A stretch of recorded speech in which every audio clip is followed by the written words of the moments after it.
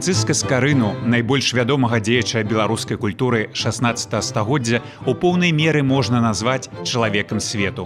Яго дзейнасць не мела межаў, як у сэнсе разнастайнасці творчых заняткаў ды талентаў беларускага асветніка, так і паводле геаграфіі яго падарожжаў ды сувязі з рознымі краінамі і прадстаўнікамі розных народаў. Яго талент праяўляўся літаральна ва ўсім. Беларускі і ўсходнеславянскі першадрукар, выдавец, перакладчык Бібліі на родную мову, пісьменнік, філосаф-гуманіст, тэолаг, вучоны, лекар, батанік, грамадскі дзеяч, прадпрымальнік. Францыск Скарына першым з усходніх славян выдаў кнігу друкарскім спосабам і зрабіў кніжнае слова, а праз яго і ўсе веды чалавецтва даступным для люду паспалітага. Гэта значыць для ўсіх і для кожнага. Гэтым самым была адкрыта новая эпоха ў культурным развіцці нашага народа. Менавіта таму беларускага першадрукара называюць сапраўдным волатам эпохі адраджэння.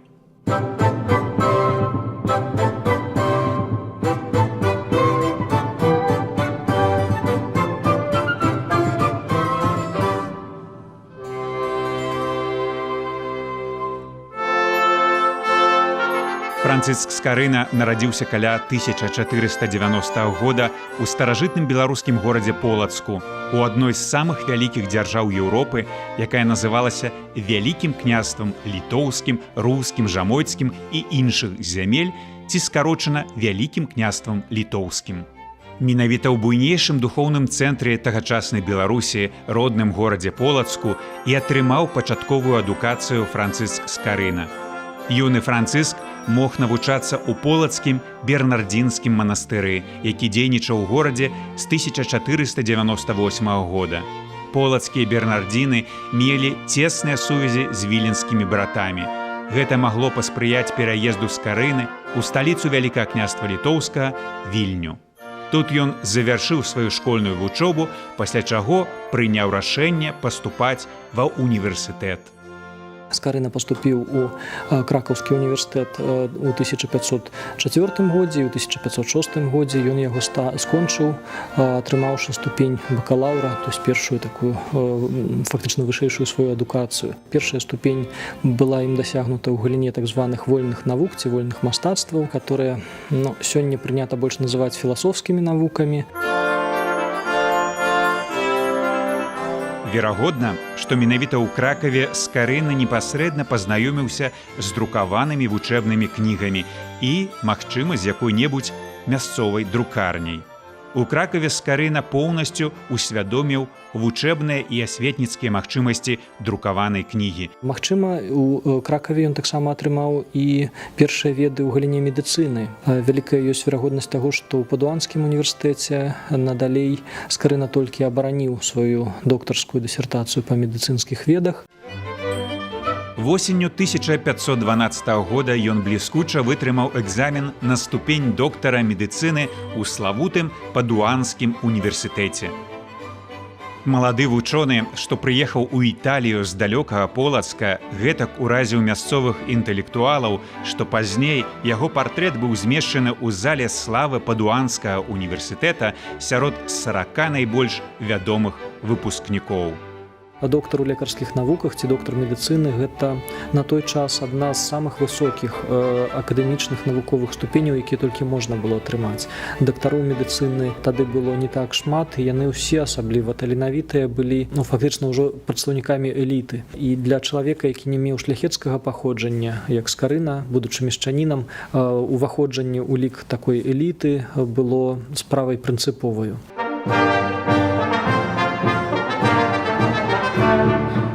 Самай важнай справай жыцця Францыска Скарыны было, безумоўна, выданне кніг Бібліі для сваіх суайчыннікаў. Асветнік з Полацка не пайшоў шляхам перапісвання кніг Бібліі ў адзінкавых асобніках для царкоўнага ўжытку, як гэта было раней. Ён абраў іншы шлях.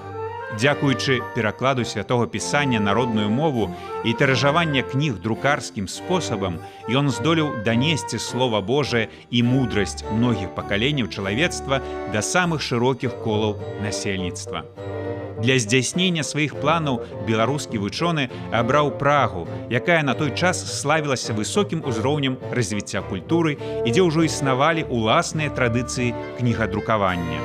Новаторство Скорина, безусловно, состоит в том, что он сумел посмотреть на Библию не только как на текст сакральный, как на текст литургический, но и понимая очень четко, что Слово Божие, написанное для человека, должно отражать любовь Господа к людям. Это значит, что это помощь человеку в его познании. Именно поэтому он писал в своих предисловиях такие слова, что это не только священный текст, да, но это и пособие, которое дано человеку для обучения всему. Хочешь научиться математике? Читай книгу чисел. Хочешь знать астрономию? Вот тогда читай, как солнце вставало, так сказать, на своем месте. Для все это в Библии есть.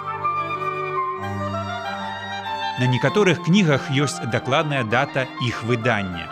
Першай такой датаванай кнігай з'яўляецца псалтыр, які выйшаў 6 жніўня 1517 года. Менавіта гэта выданне і стала першай беларускай кнігай. Скорина делает вещи, которые до него никто еще не сделал. Скажем, портрет его, который в 2 книгах он напечатал, свой автопортрет, это первое явление в печатном деле всей Европы. Беларусы, дзякуючы Скарыне, займелі адзін з першых перакладаў Бібліі, які выйшаў у выглядзе друкаванай кнігі. Гэта было зроблена раней, чым пабачылі свет выданні Бібліі на нямецкай, англійскай, рускай, украінскай і іншых мовах свету. У далейшым, да канца 1519 ці пачатку 1520 года у пражскай друкарні Францыск Скарына выдаў яшчэ не менш чым 23 кнігі. Магчыма, выданняў было больш, але не ўсе з іх захаваліся да нашага часу.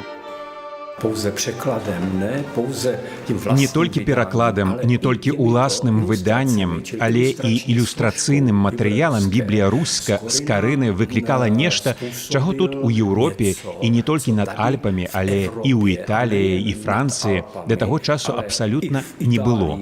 Скарына сваім ілюстрацыйным зместам адхіліўся ад сучаснай, яшчэ і гатычнай схемы ілюстрацыі і прывёў у Біблію рэалізм.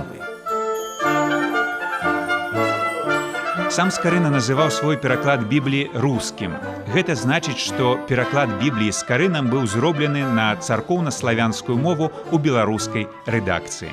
Пры гэтым каментары, прадмовы і пасляслоўі да кожнай сваёй кнігі Скарына зрабіў па-беларуску. Яе галоўны трумф, а řekнeme і нові... Яе галоўная вартасць і, скажам, новае адкрыццё заключаецца ў так званых крыптапартрэтах. Частка гэтага ілюстрацыйнага суправаджэння мае фігуральны характар. Гэта біблейскія пратаганісты: кароль Саламон, Давід, Майсей і гэтак далей. І цэлы шэраг уласна безыменных фігур, намаляваных так рэалістычна, што мы можам лічыць, што гэта партрэты сапраўдных людзей. Усе пражскія выданні Скарыны вылучаліся выразным рэнесансным стылем і прыгожым мастацкім афармленнем. У гэтых кнігах было змешчана больш за 40 сюжэтных гравюр, шматлікія ініцыялы, застаўкі і канцоўкі. У прыватнасці, ніколі дагэтуль у Празе кнігі не друкаваліся кірылічным шрыфтам. Скарына ўводзіць тытульны аркуш, што да яго не рабілася. Скарына выкарыстоўвае унікальныя шрыфты, якія невядомыя ні ў адным з папярэдніх кірылічных выданняў. Скарына выкарыстоўвае яркія гравюры. Гэтыя веды, верагодна, істотна дапамаглі палачаніну, калі ён пераехаў у Вільню і распачаў тут сваю выдавецкую дзейнасць.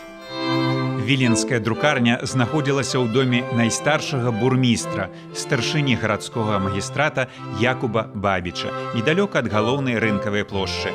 У гэтай друкарні каля 1522 года выйшла першая кніга ў Вялікім княстве літоўскім.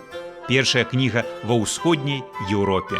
Малая падарожная кніжка была аздоблена некалькімі гравюрамі новага тыпу, непадобнымі да тых, што выкарыстоўваліся Скарынам у пражскіх выданнях. Прошло еще почти полвека до того времени, когда второй человек, хронологически второй после Франциска, наладил здесь издание книг. Другі раз Скарына прыехаў у чэшскую сталіцу ў 1530-х гадах, і пра гэты перыяд яго працы мясцовыя архівы захавалі некаторыя звесткі.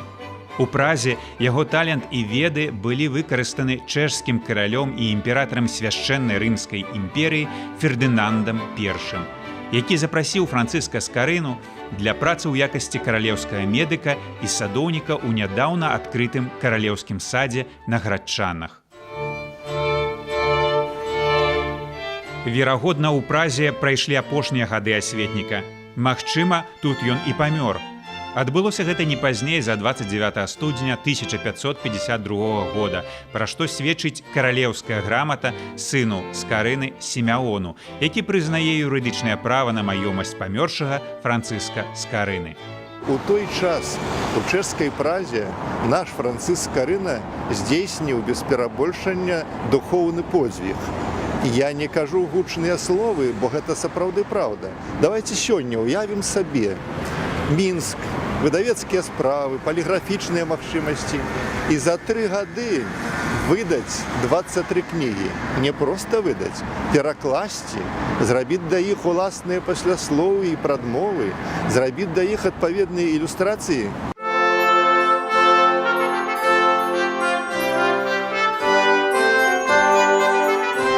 Знакавай падзеяй 2017 года стала вернутая ў Беларусь малая падарожная кніжка Францыска Скарыны, выдадзеная каля 1522 года ў Вільні. Яна папоўніла карпаратыўную калекцыю прадметаў мастацтва Белгаспрамбанка ў рамках праекта «Арт Беларусь».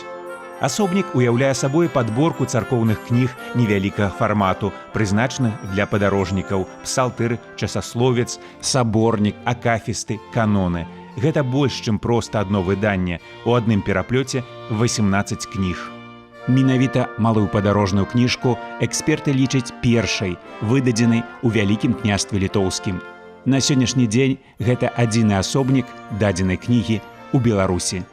Целью проекта «Арт Беларусь» является заполнение неких лакун, пустот, то есть возвращение на родину наследия, которое в силу разных причин нету в собраниях либо музеев, либо частных коллекций, либо в публичном доступе.